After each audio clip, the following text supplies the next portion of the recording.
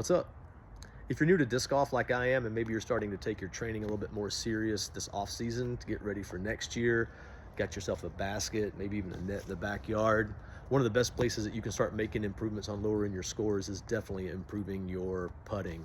A lot of the content out there suggests the mechanical repeatability type drills where you're grabbing like stacks of putters, you're getting into a spot, you're draining chains to get those reps, which I think is a great way of training.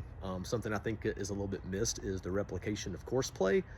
So if you do have a net, what you might want to consider is actually treating your training kind of like the same way you would go and play a course. So first things first, you're off at the tee pad. So getting in front of that net and firing off, one, two, however you want to do it, decent throws into the net to replicate your drive, and then maybe even a couple of approach shots before you go to the basket. And at that point, you can just take whatever disc that you want to putt with, and you can just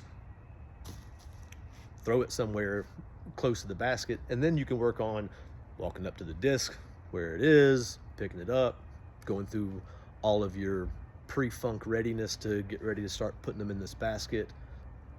I have a feeling that more than less likely you'll find that it is pretty helpful visually and mechanically. So you're not just sitting there watching one after the other, and you're not making those on the fly improvements from player one to player two that we all seem to be able to make.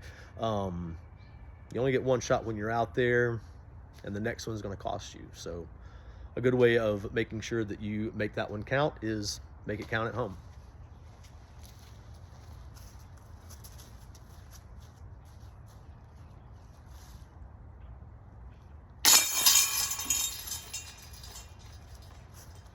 So just in addition, nothing to subtract here.